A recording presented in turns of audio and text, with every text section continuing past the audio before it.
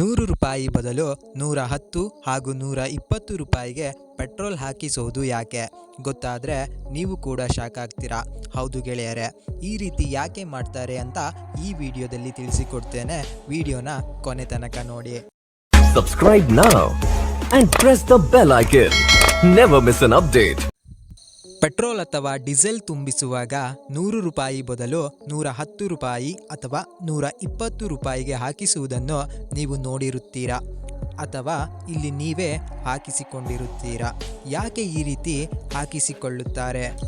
₹500 ಬದಲಾಗಿ ₹495 ಪೆಟ್ರೋಲ್ ಅಥವಾ ಡೀಸೆಲ್ ಹಾಕಿಸುವುದನ್ನು ನೀವು ನೋಡಿದ್ದೀರಿ. ಇದರ ಹಿಂದಿನ ಕಾರಣವೇನು ಅಂತ ಗೊತ್ತಿದೆಯಾ? ಗೊತ್ತಾದರೆ ಖಂಡಿತ ನೀವು ಕೂಡ ಶಾಕ್ ಆಗ್ತೀರಾ. ವಾಸ್ತವವಾಗಿ ಪೆಟ್ರೋಲ್ ಪಂಪಿನಲ್ಲಿ 100, 200, 500 ಮತ್ತು 1000ದಂತಹ ಅಮೌಂಟ್ಗಳಿಗೆ ಒಂದೊಂದು ಬಟನ್ಗಳನ್ನು ಸೆಟ್ ಮಾಡಿರುತ್ತಾರೆ. ಹೀಗಾಗಿ ಆ ನಂಬರ್ಗಳನ್ನು ಪ್ರೆಸ್ ಮಾಡುವುದರಿಂದ ಅಷ್ಟೇ ಅಮೌಂಟಿನ ಪೆಟ್ರೋಲ್ ನಿಮ್ಮ ಟ್ಯಾಂಕ್ಗೆ ಬಂದು ಸೇರುತ್ತದೆ. ಹೀಗೆ ಮಾಡುವುದರಿಂದ ಕೆಲಸ ಬೇಗ ಆಗುತ್ತದೆ.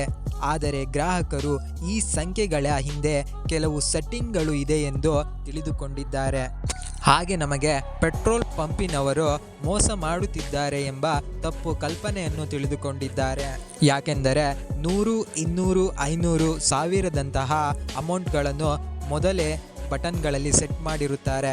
ಹಾಗಾಗಿ ಒಂದು ಟ್ಯಾಪ್ ಮಾಡಿದರೆ ಅಷ್ಟೇ ಪ್ರಮಾಣದ ಪೆಟ್ರೋಲ್ ನಿಮ್ಮ ಟ್ಯಾಂಕನ್ನು ಸೇರುತ್ತದೆ.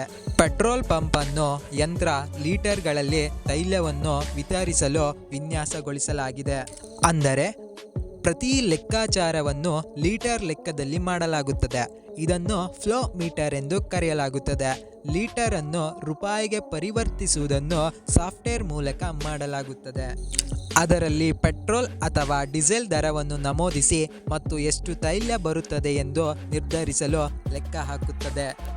100 ಹಾಗೂ 200 ರೂಪಾಯಿಗಳಿಗೆ ಪೆಟ್ರೋಲ್ ಹಾಕಿಸುವಾಗ ಕಮ್ಮಿ ಬರುತ್ತದೆ ಎಂದು ನಂಬುವ ಗ್ರಾಹಕರು 110 ಹಾಗೂ 120 ರೂಗಳಿಗೆ ಪೆಟ್ರೋಲ್ ಸರಿಯಾದ ಪ್ರಮಾಣದಲ್ಲಿ ಬರುತ್ತದೆ ಎಂದು ಹೇಗೆ ನಂಬುತ್ತಾರೆ? ಇಲ್ಲಿ ಕಡಿಮೆ ಅಥವಾ ಜಾಸ್ತಿ ತೈಲ ಸಿಗುತ್ತದೆ ಎಂಬುದಕ್ಕೆ ಯಾವುದೇ ಪುರಾವೆಗಳಿಲ್ಲ. ನೀವು ಪೆಟ್ರೋಲ್ ಪಂಪನ್ನು ನಂಬಬೇಕು. ನೀವು ಸರಿಯಾದ ಪ್ರಮಾಣದ ಪೆಟ್ರೋಲನ್ನು ಬಯಸಿದರೆ ಅದನ್ನು ಲೀಟರ್ಗಳಲ್ಲಿ ಖರೀದಿಸುವುದು ಉತ್ತಮ ಮಾರ್ಗವಾಗಿದೆ.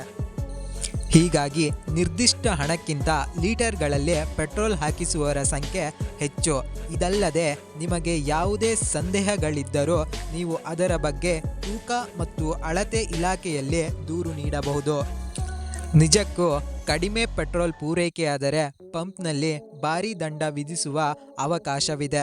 ಪ್ರತಿ ಪೆಟ್ರೋಲ್ ಪಂಪ್ ಖಾಸಗಿ ಕಂಪನಿಯ ಒಡೆತನದಲ್ಲಿದ್ದರೆ ಅಲ್ಲಿ ದೂರು ನೀಡಬಹುದು. ಅದರ ಟೋಲ್ ಫ್ರೀ ಸಂಖ್ಯೆಯನ್ನು ಪೆಟ್ರೋಲ್ ಪಂಪಿನಲ್ಲಿಯೇ ಬರೆಯಲಾಗುತ್ತದೆ. ಅಲ್ಲಿಂದ ಕೂಡ ನೀವು ದೂರನ್ನು ನೀಡಬಹುದಾಗಿದೆ. ಈ ರೀತಿ ಯಾರೆಲ್ಲ ಪೆಟ್ರೋಲ್ ಹಾಕಿಸಿದ್ದೀರಾ ಕಮೆಂಟ್ ಬಾಕ್ಸ್ನಲ್ಲಿ ಕಮೆಂಟ್ ಮಾಡಿ. ಹಾಗೂ ಪ್ರತಿ ಸಲ ನೀವು ಎಷ್ಟು ರೂಗಳ ಪೆಟ್ರೋಲ್ ಹಾಕಿಸುತ್ತೀರಿ ಎಂದು ಕಮೆಂಟ್ ಬಾಕ್ಸಿನಲ್ಲಿ ತಿಳಿಸಿ.